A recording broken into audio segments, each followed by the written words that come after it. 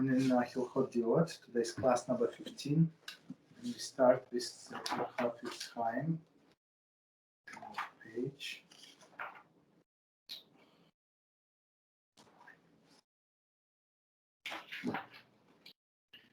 Page is 74, right? 74. Yep. Okay, so while statements which have negative connotations are prohibited, this would not apply where the listener can be expected to understand that nothing derogatory was intended. So this would not apply. So this does not affect the listener if he doesn't know that there was something negative intended towards the person. If you're talking about your mutual friend, and the other guy knows how you like him and you love him, and so I mean, he would not misunderstand it, right. Like he's trying to say something negative, even if it could be interpreted as such. Right. Okay. So I understand. All right. So therefore, halacha permits making an ambiguous statement if nothing derogatory is intended, and the unintended meaning of the statement is only mildly derogatory, and the statement is made in the presence of three people or in the presence of the person being discussed. So these are the three conditions that allows you to make an ambiguous statement. As long as, basically, if the person is a mutual person, and like you didn't mean anything derogatory, yes, right? Yes. Mm-hmm. It was nothing. And if it's mildly derogatory? No, if it's mildly, like, I mean, if it's not like openly derogatory that he's a low life, like that. Right. But something like they're going to give maybe like I don't know, like what if you say like, oh, I wish he worked harder. No, that's derogatory. It's not mildly. Really? Like if you say like I mean, you're not saying he doesn't work hard. You're just saying he wishes he worked harder. No. That's one of the words like that connotes that something is missing. That he's really okay. That he's lazy. Maybe not too lazy because he shows up for work, but basically it's not good. Okay, I understand. All right, so. All right, and then the statement is made. All right, and the person is there. Okay, so three people, meaning that it's a public statement. Right. And basically, public statement means for sure that this statement is going to go back to that to the subject of the discussion. Okay.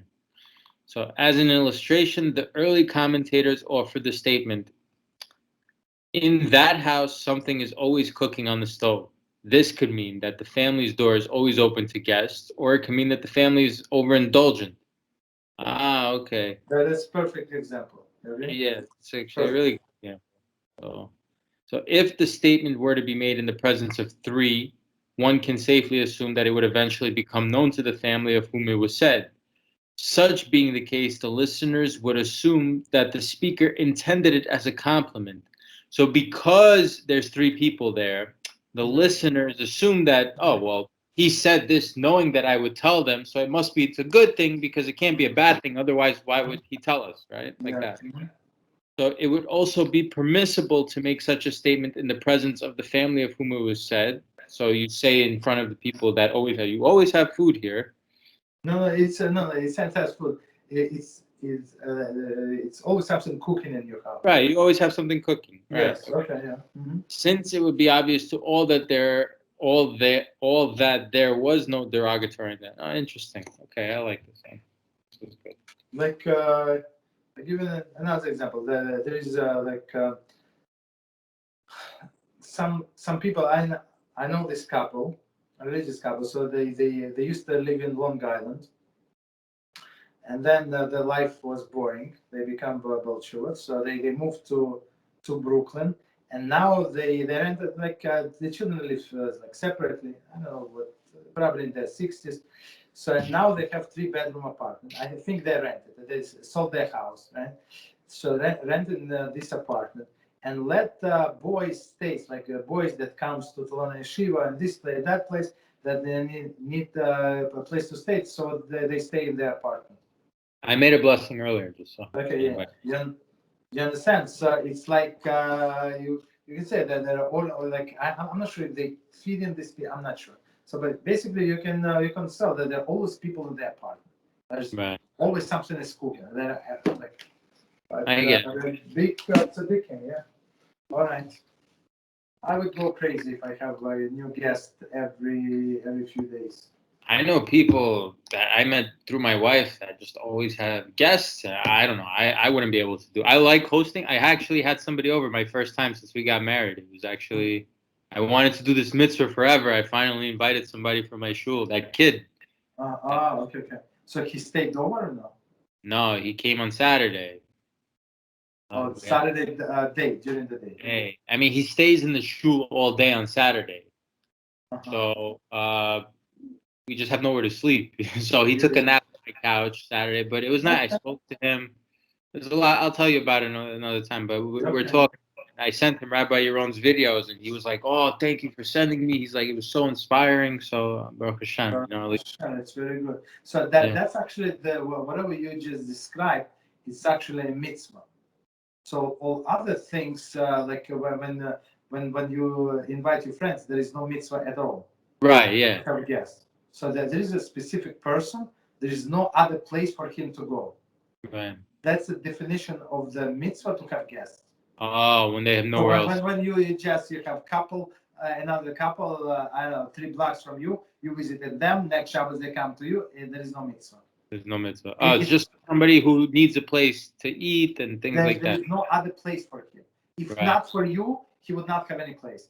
That's the definition of the mitzvah. That's the definition. And many people they don't know. They think they're big. They think just having people over.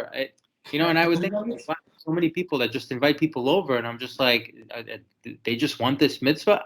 I can't. Sometimes I can't tell. Many times, unfortunately, the people are bored, and they need somebody like somebody fresh faces. That's what I think. That's what it feels like to me, because we constantly get these in. I'm like, I feel like we're like a buffer, like maybe there's just something missing and they need people there. I don't know. Exactly. I mean, all right. So, but that's when you have this feeling, it means that something is wrong between in the shalom bias that you need to work on. Right. Okay. Okay, so continue. So we're in Hilchot chapter 3 and the Mishneh also 3. Right. So it says, a person who accustomed himself to live by the rules of the medicine does not follow the proper path if his sole intention is the entire body and the limbs be healthy, and that he have children who will do his work and toil for him. Rather, he should have the intent that his body be whole and strong, in order for his inner soul to be upright, so that it will be able to know God. For it is impossible to understand and become knowledgeable in wisdom when one is starving or sick, or when one of his limbs pains him. Similarly, one should intend to have a son with a hope that perhaps he will be wise and great man in Israel. Thus, whoever walks in such a path all his days will be serving God constantly, even in the midst of the business dealing, even during the physical intimacy.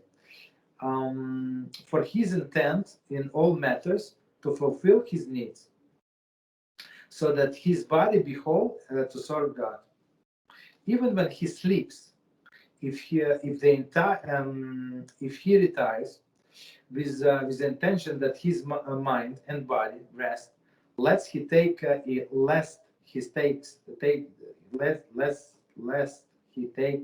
ill and unable to serve God because he is sick, then his sleep is the source of the omnipresent, blessed be he.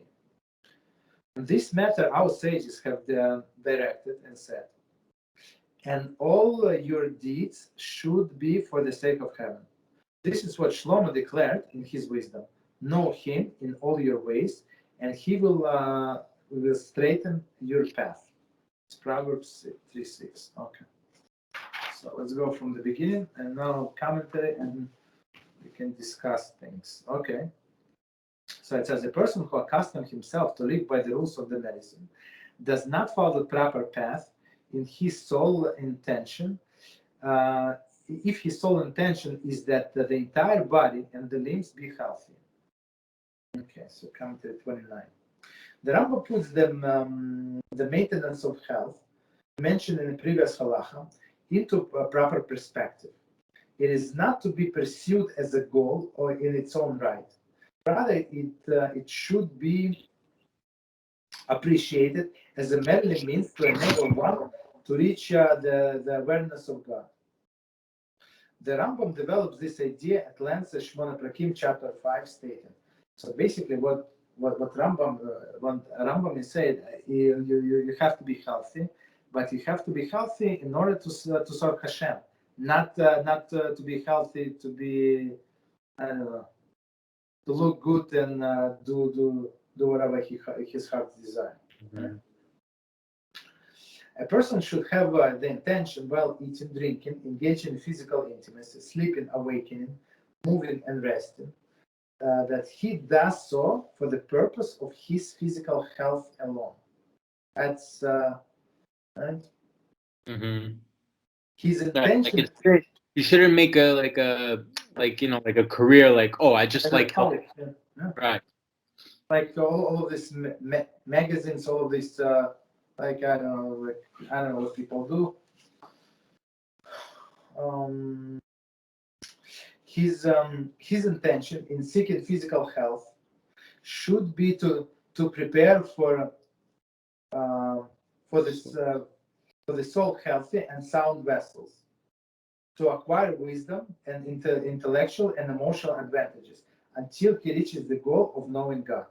So as Rambam is going, as we just said, so when the person is sick or he's let's talk about health, right? So when he's sick and he has this ache and that ache, so it's not so easy to concentrate on his learning, and he cannot work. So he's like has all of the 1.5 million worries in his head. So that's not good. Mm-hmm. So continue after 29, and then that he have children who will do his work and toil for him. So basically, that's what is in olden days. Who is rich, who has many sons, right? So sons would work in his father's field, in their father field, and this guy becomes rich. So his only goal to in having many children. So he has he can become rich. Understand? So number 30, there is through the procreation. There is though the procreation is valid reason for physical intimacy. One's intent is in procreation should not be selfish. So it should not be like he has a free workforce, right? So, but for the high motives. Okay. Rather, so after number 30, rather he should have the intent that his body is a whole and strong in order for his inner soul to be upright, so that he will be able to know God. Number 31.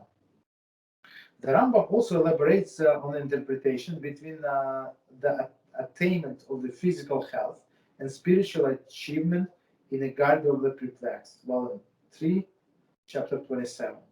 Health is necessary as a is necessary as a part of the one process of striving to know God. So as we said, when somebody is not healthy, it's like all he's thinking about like his disease, his situation. Right. Very fortunate. Somebody like very close to me went through the cancer. So I was talking to this person almost every day. It's very hard. Yeah, it's not easy. Yeah. For it is impossible to understand and become knowledgeable in his wisdoms when one is starving or sick. So when somebody is hungry, so don't teach. I mean, you can try to teach him Torah, but it's not going to be like it would be very hard for him to comprehend. But there are people who go through like some kind of suffering, and Torah eases them. No, like I see, like like, meaning like They bring the suffering upon themselves. You think? no, like let's say they're going through pain or some kind of treatment, but the one thing that helps them is Torah study. Like I mean, obviously they're like at a high level. Like they're people who are already like Yeah. They're on a high level, but Rambam talking about like average person. For an average. average person, it's not so easy. Okay. It's not so easy, but I don't know. It's Okay. Not, um, just 1 second. So one more time the sentence after number 31. For it is impossible to understand and become knowledgeable in the wisdom when one is starving or sick, or when one of his limbs pains him. 42. The Maggid of Mezrich would say, a small hole in the body creates a large hole in the soul. Unbelievable. Small hole in the body creates a large hole in the soul.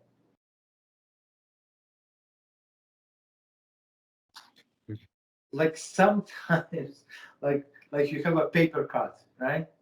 But it hurts so much. It's like unbelievable, you know.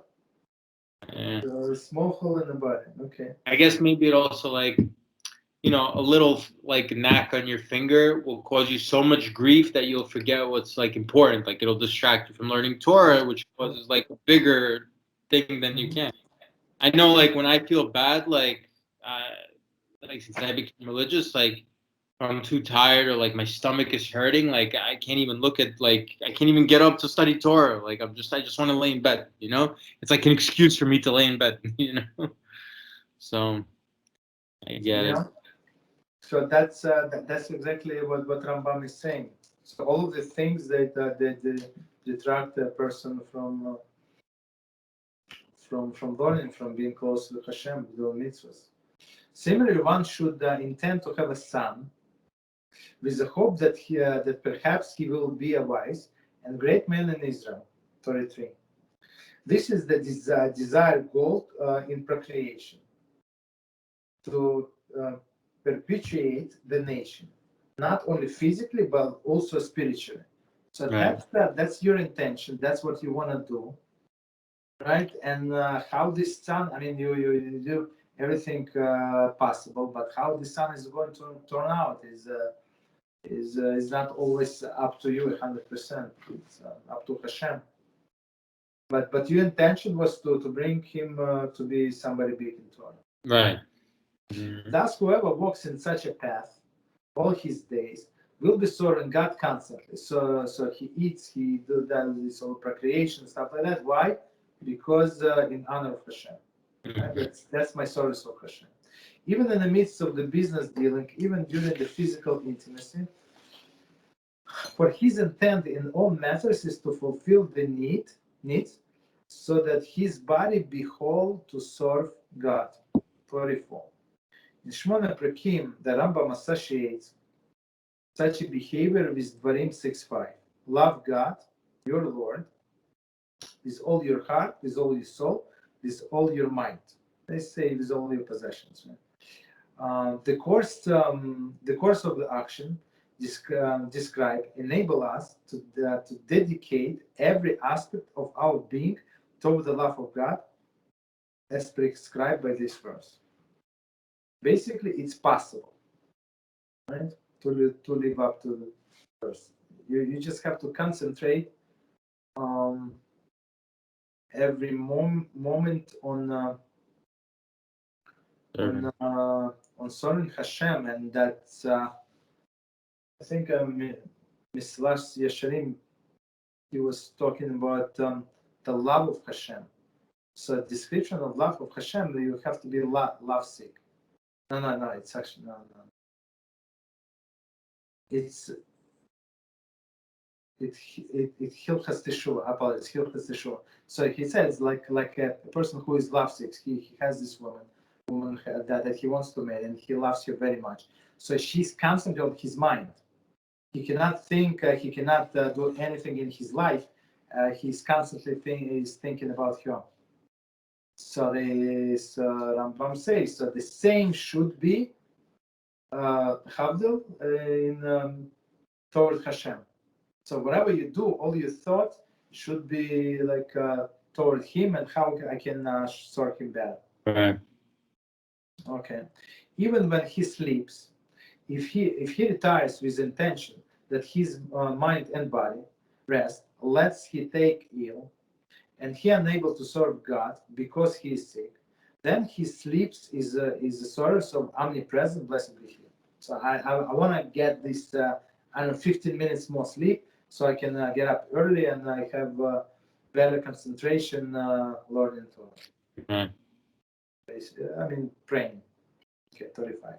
Commentary. 35. Perhaps Rambam uses the name of for God to convey the concept that just as God's presence pervades all existence, our source of Him must encompass all aspects of our life. That's why he says omnipresent. Right? So omnipresent means that He's everywhere in our life. So our life should be filled with Hashem. Mm-hmm. Continue. On this matter, our sages, 6 hours 2:15, have directed and said, and all your deeds should be for the sake of heaven. Number 37. The Shmona Prakim, Rambam elaborates upon these statements as follows. All deeds, right? Our sages included this entire concept in the most succinct. How do you pronounce? Never heard this word. Succinct? Succinct, probably. Succinct. Okay, all right. Expression possible. When one meditates on this concise statement, one wonders how they could describe in its entirety an idea so awesome that many books were written about it without encompassing it totally. Without a doubt, the statement was made with divine inspiration. Okay, continue. The commentary knows that in Beitza 16a states concerning Hilchot, all of his deeds were for the sake of heaven, and associates that with the following narrative in Vayikra Rabbah 34:3. He would bid his students farewell. They asked him where he was going. He told them that he was going to perform a mitzvah. They discovered that he was going to the bathhouse and asked him to explain his previous statements. He told them, since human body is created in the image of God, it is mitzvah to wash oneself. That's a very interesting explanation, right? So, body in the image of God, whatever it means. Mm-hmm. Right? So I have to take care of it. 37. Continue after 37. Let me ask you something. It's a mitzvah to go to the bathroom to relieve oneself, like to pee, right? That's clearly from Shulchan Aruch. Right. So don't make yourself abominable. Yeah, go ahead. Right. So, but people usually do it naturally. Like you just go to the bathroom and go. But should you have the intent, like, oh, I'm going to do this mitzvah to? Sure. Even with this, you can do mitzvah. Absolutely. To keep your body clean, especially before the prayers. Especially. Is it a mitzvah if you do it without thinking that, like, all right, I'll wake up and I'll be like, all right, I'm going to do this mitzvah to go pee, to clean my body. But if I just go without thinking that, like, it's a natural, is that like still count as a mitzvah? It's not a mitzvah then. It has to be intentional. Like, oh, all right, this is a mitzvah. I gotta go. Yes. to keep my body clean before the davening. That's what I must do. Okay. And yeah. So otherwise, it's like somebody ate.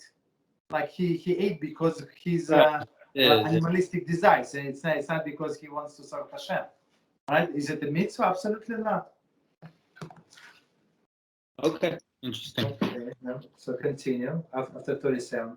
This is what Shlomo declared in his wisdom: know him in all your ways, and he will and he will straighten your path. Okay, know him in all your ways. 38. Avod the Rabbi Natan, 17:7. Also associate the above statement with the biblical quote.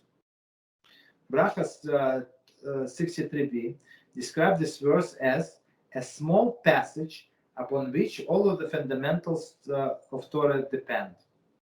Okay. Not also the Rambam's commentary is Shmona Perakim. Okay. Likutei Sichas, this is Chabad. Notes that the rules of the Torah scholarship would have called for quotation of the biblical verse before the quote from the sages.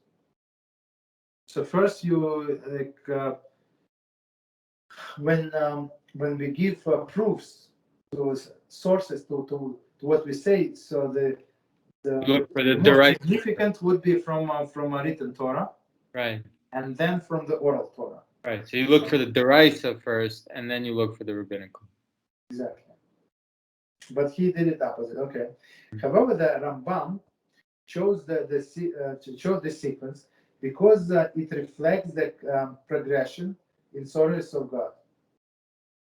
All of your deeds should be for the sake of heaven implies that the deeds are not themselves holy.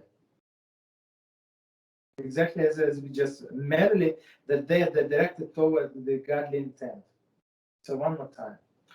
All of your deeds should be for the sake of heaven implies that the deeds are not themselves holy, meaning just what you just asked, going to the bathroom, right? Merely that they are directed toward the godly intent. But when you said it, that's for the mitzvah, that's a different story. Mm-hmm. Know him in all your ways implies that a bond with God can be established within the context of our physical activity itself.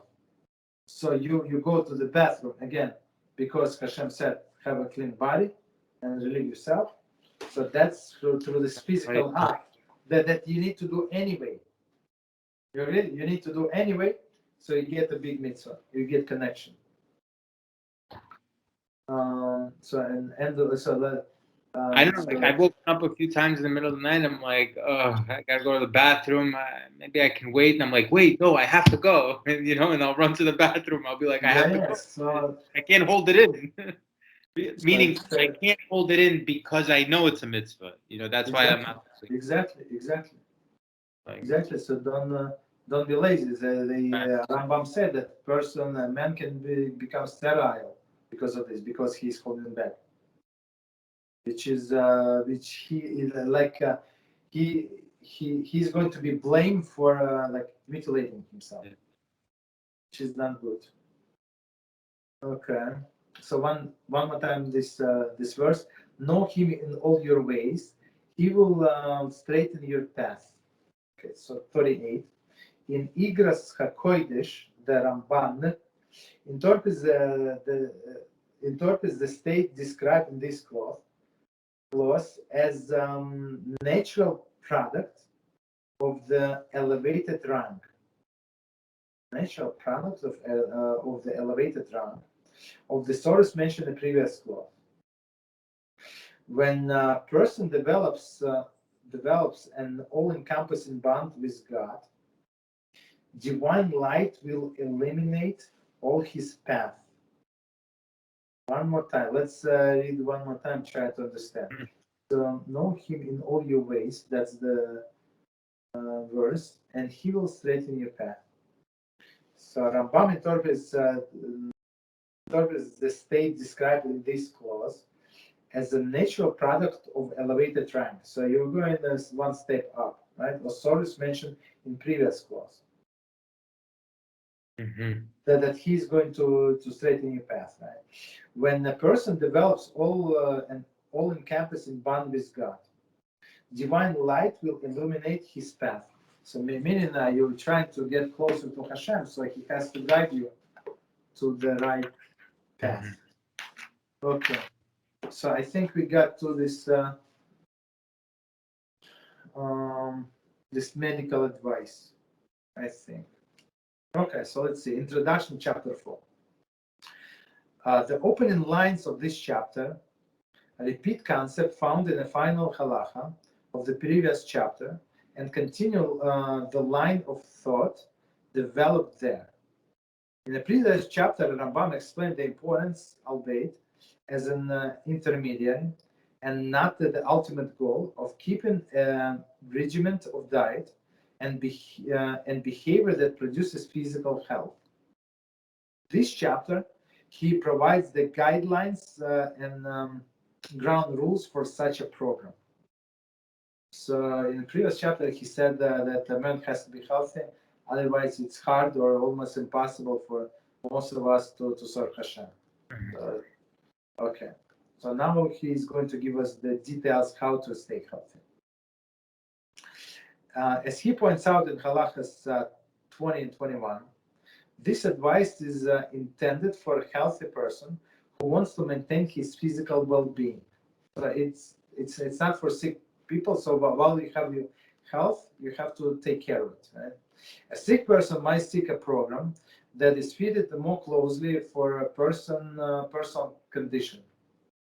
So what I learned that many of the diets and stuff like that they were taken from this chapter. Modern things, right? Moreover, the guidelines suggested in this chapter are not absolute requirements. So one more time, so we have to take care of our health, and Rambam says how. But of course, as we know, the nature change, the people change a lot. The food change and environment change. So not everything is applicable, but anyway, let's see. In chapters 11 and 12, in Hilchot Ratzeach Ushmirat Hanefesh, the Rabbi mentioned certain foods and actions which both in the Talmudic times and in the Rambam's time presented actual threats to the person's well-being. This and the Rambam deems as forbidden. There's some things that are forbidden, like dangerous things, like go on Wednesday, like outside. Presented actual, just one second, Rambam presented the actual threats to the personal well-being. Okay, continue. This the Rambam deems as forbidden. Here the Rambam describes food which are good and bad, implying that though Torah laws would advise that one eat the good food, there is no binding obligation to do so. Meaning bad, it's not like it's not kosher. It's kosher, but it's not good for you. In Igras Moshe, Koshen Hamishpat 2, response 76, compares the matter of smoking. Though the smoking can be harmful to one's health, there are many smokers who remain unaffected despite their regular use of cigarettes. By the same token, the diet and regimen of health suggested by Rambam is advisable. However, disobeying it will not automatically cause the loss of the physical health. So basically, what they say, if smoking is forbidden, yes, it is forbidden. On one hand, on another hand, one cigarette is not going to kill him. Right. Yeah, that's right. It's going to undermine his health in general, but to say that you can measure it after each cigarette, it's not. Right. Okay? So, and plus, in the days of Reb Moshe that they mentioned, so it was not proven as it's proven today beyond any doubt that people who smoke, they develop a lung cancer, this cancer, that cancer, all of this problem is lungs, like breathing issues, stuff like that. I mean, today it's proven. So today say that it's a maybe, it's not responsible statement. Therefore, though the Rambam offers this guidance as an integral part of his program for the personal growth, he does not make it an absolute requirement. So he said it's a good thing to do, but we said if you want to serve HaShem, you have to be healthy. And in order to be healthy, Rambam will tell us do this and don't do that. Right. So is it halacha? No, but otherwise you would not be close to Hashem. So like the bottom line. But this is book of halacha. Right. The rationale for the inclusion of this medical advice in the Mishneh Torah, a book of Torah law, can be explained on the basis of Rambam's statement in Hilchot Kiddush HaKodesh, where he explained that he included the means of predicting the location of the moon in that text, where it says, so that everything will be known to men of understanding, and they will not lack any of the Torah's path. Hence, we will not need to go to search for it in other texts. Rather, they will be able to seek from the book of God and read. None of this shall be missing. So let's read it again. So basically, he included this statement in the halas of new months, right? That's what it Kiddush HaKodesh is. Blessing of new moon. Mm-hmm. So let's read the sentence, the statement one more time, and try to explain. So that everything will be known to men of understanding, and they will not lack any of the Torah path. So meaning where to look for the new moon. Right? Hence, they will not need to go and search for it in other texts. So basically, everything in one place. Rather, they will be able to seek from the book of God and read. Go ahead. Basically, what he's saying, he put all this here in this book of laws because he wants to tell people that the Torah has everything. Medical, health, even the location of the moon, everything is here. You don't need to go look at like secular knowledge or other texts or anything else. Is that what it's trying to say? That's exactly what when we started from Hilchot Diot, we skipped the introduction to the Mishneh Torah. Just one thing that he said in the introduction, and as after I'm going to tell you, I'm going to paraphrase it maybe a little because I don't remember how exactly he said, but you can understand that it's created such a commotion in Jewish world. So basically, he said, Rambam said that now everything you have to read is written Torah and this book. That's it. So for oral Torah, you don't need any other sources. So he said, I toiled, I compiled, I did everything for you. So just read and fulfill, and you're going to get. So, but so as you understand, some rabbis and people of his generation, and they just went crazy. The Torah literally has everything, and I told this to some people. I told them about Shmuel, who was like a little kid, child prodigy, who knew like the whole Torah, and they're like, they look at me like as if like, how's that possible? And then today I see an article of an 11-year-old kid who pretty much finished like college with physics degree and this and that. And I'm like, if this kid who's 11 years old pretty much is like an MIT, can go to MIT right now if he wanted, then Torah already had the same thing, only like at 5 years old, like kids who were 5 years old do the whole Torah, So it's not so like preposterous to think that there were child prodigies in those days too, Of course not, yeah. But with the Torah, with Torah, like it's a divine gift. Yeah. That HaShem gives to this little kid, and for For example, in this MIT guy, this boy, this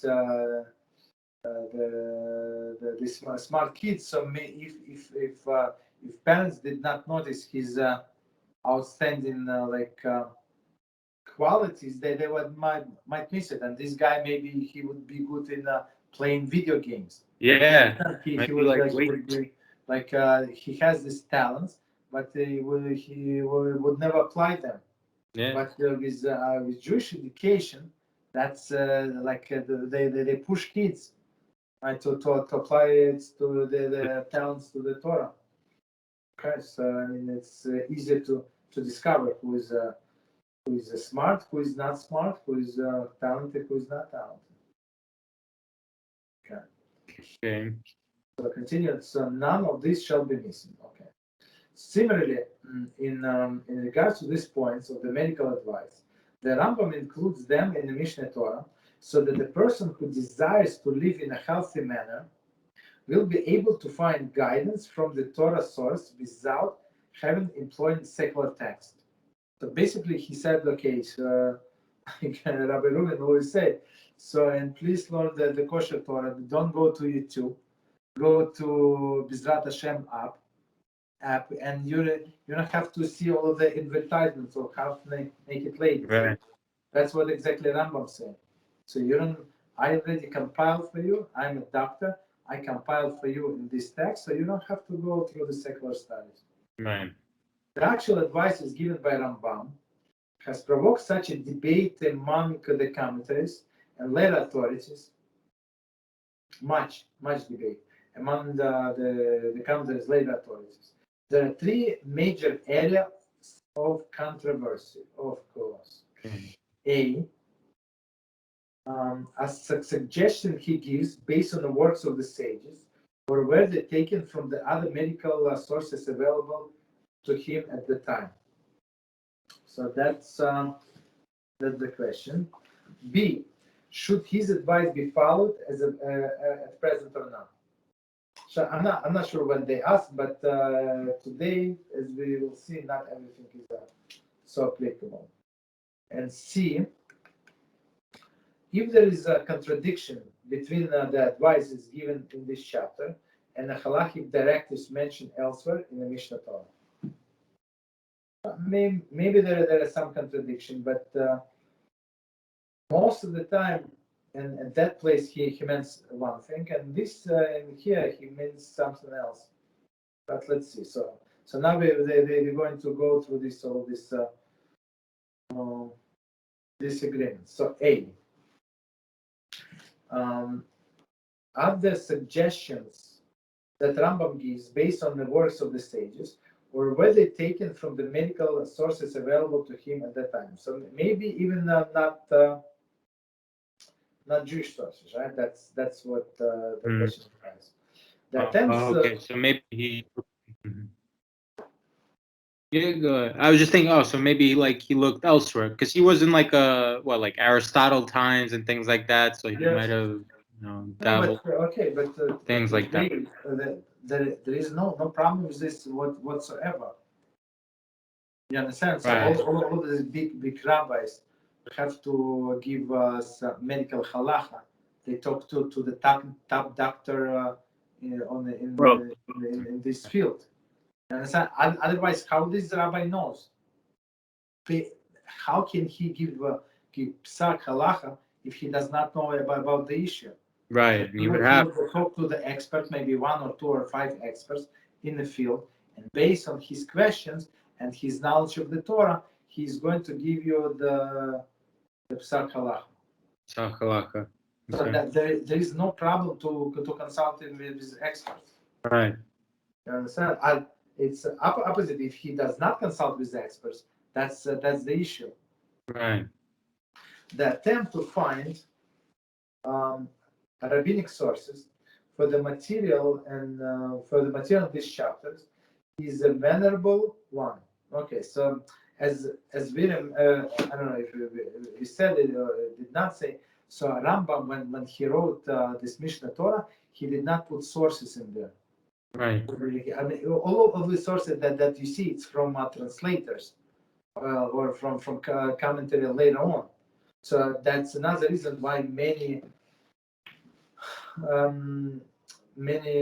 people in his generation, in like when these books were first published, they did not accept, because they saw it's his own opinion. Right. But he was trying to make it like flow nicely without all these comments. So you go up, you go down. That's probably what. Okay. Just to flow. I mean, he did the work. He said, I'm God-fearing person. Right. Like I had this person, so he said, where does it say it? I said, why do you ask where does it say? Are you going to look it up? He said, I might. So I said, when you're going to for sure look it up, I'm going to find it for you. But right now, I don't remember from the top of my head. Right. But usually I don't make up stuff. Why should I make up stuff? Example of such attempts can be found in the commentaries of the Midgal Oz and Vadat Hamelach and Aleph Letaf of the Malbim. So these great sages, so they were, you understand how great they were. They were trying to they supply all of this, not all of the most of the sources to what Rambam said. For me, it's a mission impossible, just for me. And without computer, without searches, without meaning to demean the scholarship integrity of these sources, the measure of of their success is questionable. Okay, so I'm not sure what it means. So they didn't find all of the sources. Are okay. Although the Rambam may address the same problems as the sages did, his approach is often radically different, if not opposed to theirs. Even when the approach is similar, the language of Rambam often cannot be clearly taken from Talmudic source. So maybe the idea is the same, but he would paraphrase. Right. So it's not exactly the same, and maybe like not everything is written clearly, or they were talking about one thing, but but they might imply something else. So Right. that's what Rambam would go by. Some other like something else. Okay, continue. The case of Mishneh states that through the medical advice, though the medical advice given by Talmudic sages may have been appropriate for their time and place in different eras and lands, other approaches should be taken. So that's we have to know. So in many places the Talmud gives the medical advice, but it's not to be followed today. Right. Okay, but it does not mean that the Torah is not divine or Talmud is not divine. So they were just added whatever was true at that time. But it's not a halacha. You don't derive any halachas from that. Hence, the Rambam sought and followed other sources. Meaning not what Talmud says, because what it was not applicable. So he was living like after the Talmud, much later. Mm-hmm. Many other commentaries, also suggest that Rambam, more often than not, relies on general medical knowledge in this chapter. General medical knowledge. Okay, so it's not from sages, but general medical knowledge. This approach would seem to be supported by closely parallel passages in Rambam medical writings, which often cite non-Jewish medical authorities. Okay. In this context, it is worth it to note that Hilchot Kiddush HaKodesh 1724, Rambam explicitly states that he depends on the Greek sources for information he conveyed. I mean, as we said, he's not trying to hide it. Right. There is no problem. Since all of the concepts have been substantiated without question, it makes no difference who author is. So if it's true, like, it doesn't matter who. Mm-hmm. Regardless of whether the concept was authored by the prophets or by Gentile, since the rationale for it has been revealed and proven. We do not rely on the author, but rather on the proofs that have been revealed. So it's interesting because Rabbi Yaron said the same thing. He's like, if Gentiles, goys, or anything like that teach, go ahead, teach anything besides the service of God or HaShem, like science, things like we can learn from them, architecture, things like that. But once they start talking about God, then or anything like that, then that's when we have to like completely ignore them, run away from them. But we can learn sciences from them. We can learn math. Everything like that. No problem. Absolutely. That's so like the wisdom in whatever they say. We don't deny it. Absolutely. Yes. So okay. So he said if it's true and it was proven, so it does not matter who said it. Right. It does not matter. So let's try to finish up. So it's clear that Rambam does not hesitate to use information the Rabbi's scientific means, even if it is not found in Talmudic sources. Nevertheless, some commentators have concluded that the placement of this statement in Hilchot Kiddush HaKodesh, which comes far after Hilchot Dior in the Mishneh Torah, and rather than here, implies that the source of our halachas is Talmudic in nature. So okay, so they say since he did not say this statement there, but here, but only there. So maybe here is he's talking about so sources is from a Talmud. Right. So, but basically, like what came into my mind is application Maizmanim. Maizmanim.com. Maizmanim. Maizmanim?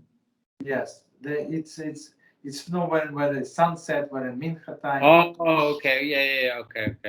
Okay, maybe we're using something else. If you No, I know. I've heard of it. I use a different one, but I've heard of. I use Jake. Okay. Whatever. I mean, they have so many like so much data in there. So, but this data was calculated by non-Jews mostly. Right. But it's accurate. There is no problem whatsoever relying on this data. You know, Absolutely. Sunset, what is a sunrise, like 8 degrees above the horizon and stuff like that. So there is we're using this data for halachic decisions. Right. That there is no such a problem. All right. Right. Let's stop All right. here. So until next time, B'ezrat Hashem. All the best. Bye-bye.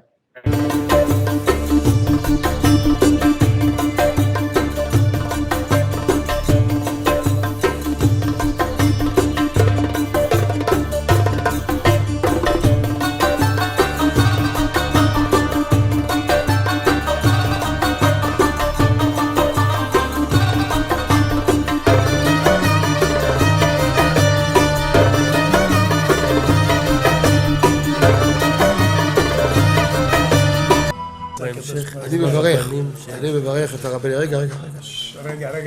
אני מברך את הרבנים, הרב ירון, ראובן, הרב אפרים, כחלון, ראשי ארגון בעזרת השם, שהלכו בפי עליון, שעלו מעלה, יהיה להם ברכה והצלחה, הקדוש ברוך הוא ימלא בישועות ליבם לטובה ולברכה, שבכל אשר יפנו ישכילו ויצליחו, יזכרו לעשות כאלה וכאלה, הודיעו תורה לאדירה, אמן ואמן. בעזרת השם רשת בכל הארץ. הוא היהודי הזה, הוא היה מיליונר, סגר את כל הביזנס, אמר אני משקיע פה בעולמה של תורה. איפה הוא גר? בפלורידה. פלורידה, איפה זה פלורידה? באמריקה. במיימי. כן, ליד. אנחנו שם עכשיו הולכים להקים קהילה ספרדית. חזק אותו בשמי. קהילה ספרדית גדולה. תעבירו מה שבירכתי אותו. כן, קהילה ספרדית גדולה.